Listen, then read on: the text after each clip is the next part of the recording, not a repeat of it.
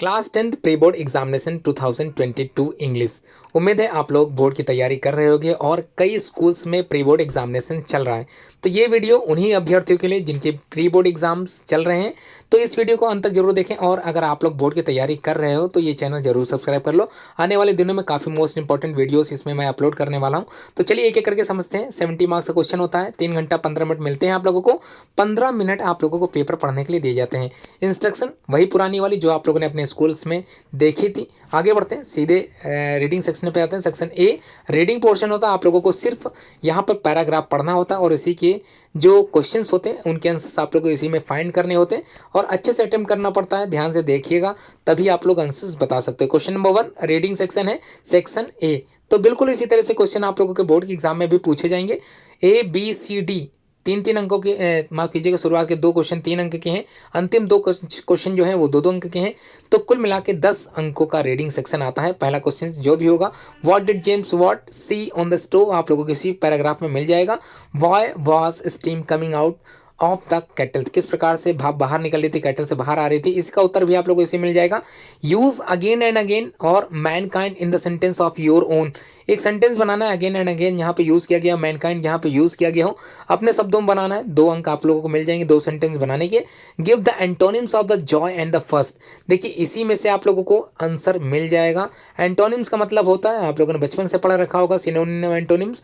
तो विलोम शब्द की बात हो रही है, जॉय का अपोजिट बताना है, फर्स्ट का अपोजिट बताना है। उम्मीद है क्वेश्चन आप लोग समझ गए होंगे। सेक्शन ए बिल्कुल क्लियर आप लोग समझ गए होंगे। अगला देखते हैं सेक्शन बी में क्या होता है। राइटिंग पोर्शन होता है, राइटिंग सेक्शन है, उसमें आप लोगों को 2 क्वेश्चन करने होते हैं। क्वेश्चन नंबर 2 जो कि ऑप्शनल बेस है, क्वेश्चन नंबर 3 ये भी ऑप्शनली कह सकते हैं आप लोग।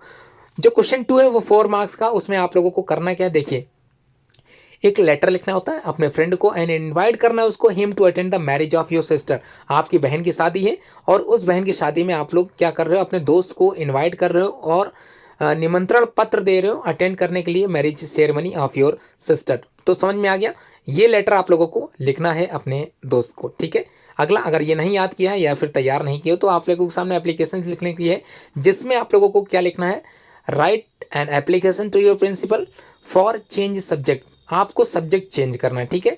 जैसे सपोज करिए आपको सब्जेक्ट चेंज करना है, कंप्यूटर से आपको कॉमर्स में जाना है या फिर कंप्यूटर से आप लोगों को आर्ट साइड में जाना है, तो आप लोगों को कुछ तर्क बताने हैं प्रिंसिपल सर को अपने कि क्यों सब्जेक्ट चेंज कर रहे हो, या फिर आपको अच्छा लगता है वो सब्जेक्ट या फिर किसी सब्जेक्ट में कमज़ोर हो जिसको आप छोड़कर ये सब्जेक्ट लेना चाहते हो, ठीक है।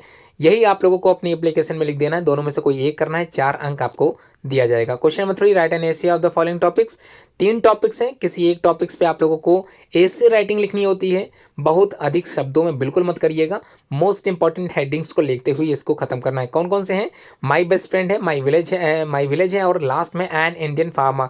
तो एक किसान के बारे में भी आप लोग जानते हैं काफ़ी कुछ, विलेज के बारे में आप लोगों ने पढ़ा रखा होगा और माई बेस्ट फ्रेंड बताने की कोई आवश्यकता नहीं, आप लोग करोगे सिर्फ माई बेस्ट फ्रेंड ही वाला। कई स्टेटेड व्हाट्सएप में देखता हूँ फ्रेंड्स से रिलेटेड ही होते हैं, काफ़ी बच्चे लगाते हैं। उम्मीद है आप लोग भी यही जो है माई बेस्ट फ्रेंड वाला ऐसे ही करके आओगे। अगला सेक्शन सी जो कि ग्रामर पोर्शन है, आप लोगों को अच्छे से समझना होता है। पहला जो क्वेश्चन नंबर 4 है ये लगभग अप्रॉक्सीमेटली 10 क्वेश्चंस पूछे जाते हैं, बिल्कुल इसी तरह से 10 मार्क्स का आप लोगों से पूछा जाएगा सेक्शन सी में। देखते हैं किस प्रकार से क्वेश्चन आए हैं। तो पहला 4th का ए है, give me something please eat to. Reordering sentences का मतलब होता है आप लोगों को सेंटेंस सही लगाना है। यहाँ पर सेंटेंस फॉर्मेशन थोड़ा सा उल्टा दिया है, आप लोगों को इसी को सीधा लगा देना है। तो please give me something to eat मतलब खाने के लिए कुछ देना है, तो रीऑर्डरिंग मैंने समझा दिया, समझ में आ गया होगा। बी है he went to his village, तो इसका नेगेटिव बनाना है और आप लोग जानते होंगे ये पास्ट इंडेफिनिट है, पास्ट इंडेफिनिट में सेकंड फॉर्म जब आप लोग नेगेटिव में ले जाओगे तो ही के बाद आप लोग डिड नॉट लगाते हो और वेंट जो सेकंड फॉर्म में थी ये वापस फर्स्ट फॉर्म में आ जाएगी, तो he did not go to his village हो जाएगा। ये निगेटिव सेंटेंस इसका तैयार हो गया और आपको 1 नंबर मिल जाएंगे। हु रूट द रामायण, ठीक है, Ramayana, who wrote the Ramayana passive voice बनाना है, तो किसने लिखा रामायण, यही पैसिव वॉइस में करना है आप लोगों को। She died dash heart attack, तो शी डाइड एट, सॉरी माफ़ कीजिएगा, she died death heart attack, तो वैसे तो एट नहीं होगा। आपको बताना है कि यहाँ पर क्या होगा, कौन सा जो है प्रीपोजिशंस यूज़ होने वाले हैं यहाँ पे। अगला है the teacher said to the student, direct indirect है, आप लोगों को इनडायरेक्ट बनाना है। Why are you not doing your homework, देखिए क्वेश्चन मार्क लग गया है, क्वेश्चन वर्ड भी लगा है, और इधर जो रिपोर्टिंग आपका जो वर्ब है ये पास्ट में है, इसका मतलब चेंजेस होने हैं। कुछ चेंजेस जो आप लोगों ने पढ़े होंगे, याद कीजिए किस प्रकार से ये चेंज होगा, क्योंकि आगे जो रिपोर्टिंग स्पीच है वो वाई से स्टार्ट हो रही है। ठीक है, याद आ गया ना, नियम सारे रूल्स आप लोगों ने याद किए होंगे डायरेक्ट इनडायरेक्ट के, तो उसको सोच के करिएगा। अगला एफ है, he dash a book yesterday, तो use the correct form of the verb, तो जो आपकी क्रिया यहाँ दे दी गई है, वर्ब बताई गई, उसी को आप लोगों को सही यूज करना है। कौन सी फॉर्म लगेगी, first form, second form, third form, या किसी हेल्पिंग वर्ब के साथ आईएनजी फॉर्म लगेगी, कुछ ऐसा यहाँ पर सेंटेंस आपको बनाना है। ठीक है, अगला जी है, गोल्ड इज येलो, नाउन लिखना है और इसके काइंड ऑफ गिवन सेंटेंसेस ये आप लोग बता सकते हो। He is not dash Asian, ठीक है, तो एशियन नहीं है। चूज आर्टिकल, ए लगेगा, एन लगेगा या फिर द लगेगा, तो आप लोग जानते हैं एशियन जो होता है एक यूनिक शब्द है, आप लोग जानते होंगे अच्छे से, तो एशिया में रहने वाले ही एशियंस कहलाते हैं, तो ये क्लियर हो गया होगा।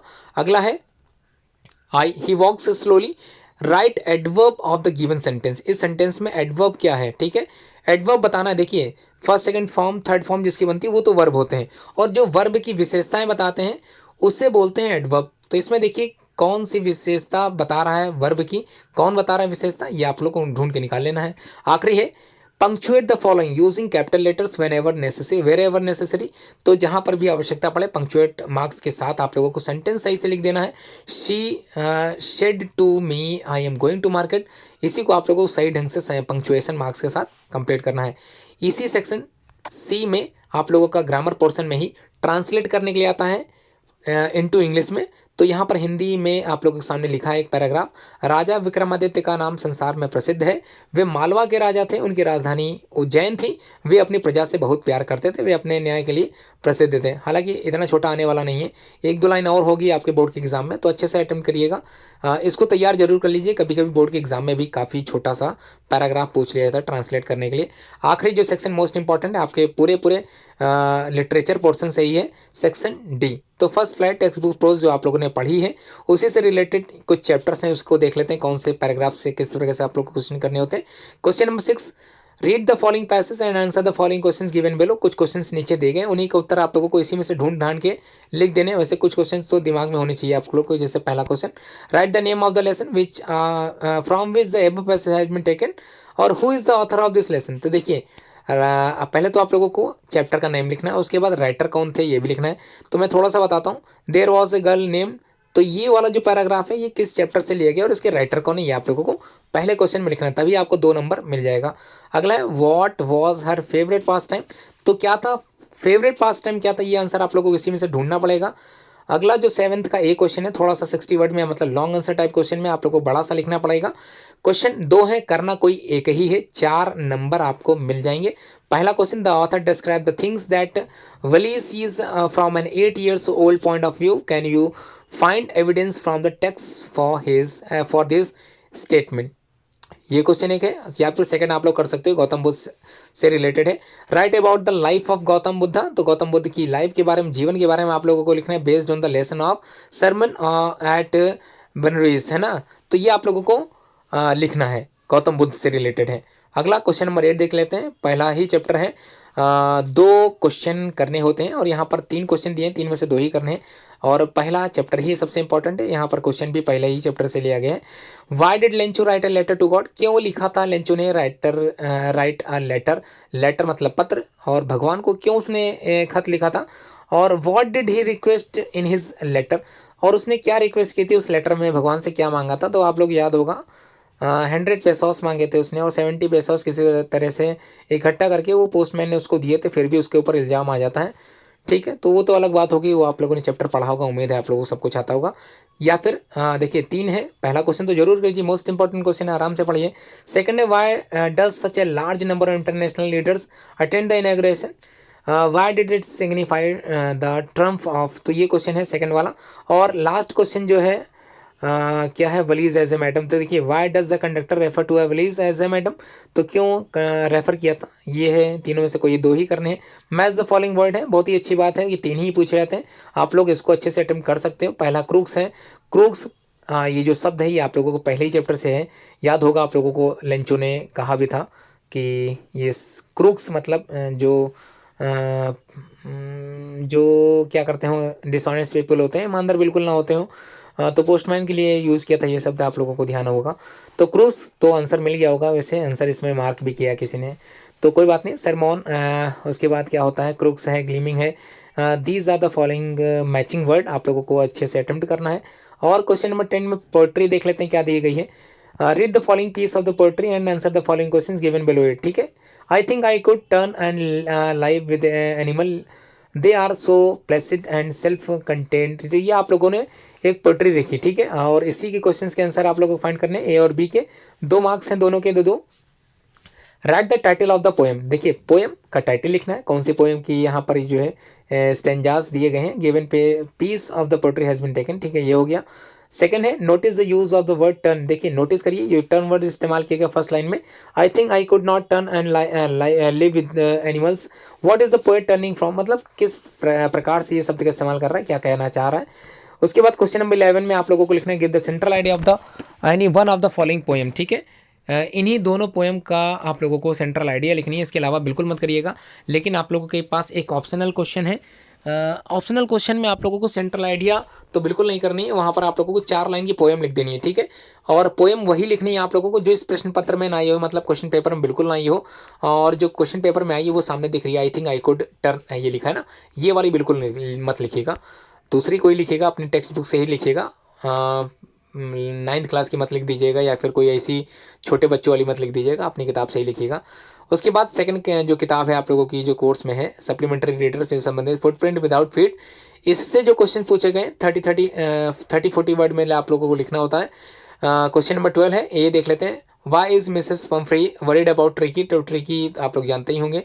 How did a book became a turning point और रिचर्ड्स एल्ब्राइट लाइफ, तो किस प्रकार से उस किताब ने उनके जीवन को एकदम मोड़ दिया था।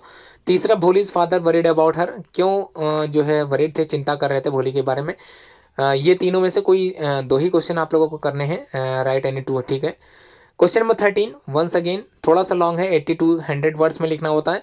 पहला जो ए है, Griffin was the rather A lawless person, comment upon it, मतलब एक कमेंट पूरा बना देना इस पे। या फिर सेकंड है what would have happened to Matilda, she had confessed, मतलब आपने जो है भूल स्वीकार करना, मतलब गलती मान लेना, to her friend that she has lost her necklace, किस प्रकार से खो दिया था, ये ऐसा कुछ क्वेश्चन है। क्वेश्चन नंबर 14 ट्रू फॉल्स में मत जाइए, गलत भी हो सकते हैं, जिसका पेपर है उसने ऐसा लिखा था, तो परेशान होने की आवश्यकता बिल्कुल नहीं है। आप लोगों का सबसे लास्ट क्वेश्चन यही है, क्वेश्चन नंबर 14, ठीक है। क्वेश्चन नंबर 14 में आप लोगों से पूछा गया point out true and false in the following statement, ठीक है। पहला जो है स्टेटमेंट देख लेते हैं। Anil realise that he has been robbed, पहला हो गया। Mrs Hall does not find the scientist eccentric, ठीक है, सेकेंड हो गया। और Matilda had a romantic nature, third ये हो गया। और लास्ट है Bholi was the eldest daughter of Ramlal. देखिए 14th क्वेश्चन ये हो गए, उम्मीद है आप लोगों ने 14th क्वेश्चन अच्छे से समझ लिए होंगे। और थोड़ा सा मैं और बता देता हूँ, तो तैयारी करते चलिए और शेयर करना बिल्कुल मत भूलें, ठीक है। पूरा आप लोगों ने कहीं पर भी कोई डाउट अगर रहा हो तो आप लोग कमेंट बॉक्स में कमेंट करके पूछ सकते हो। उम्मीद है वीडियो आप लोगों को अच्छे से समझ में आ गई होगी। शेयर जरूर कीजिएगा और चैनल अगर अभी तक सब्सक्राइब ना किया हो तो चैनल को जरूर सब्सक्राइब कर लें। Thanks for watching this video.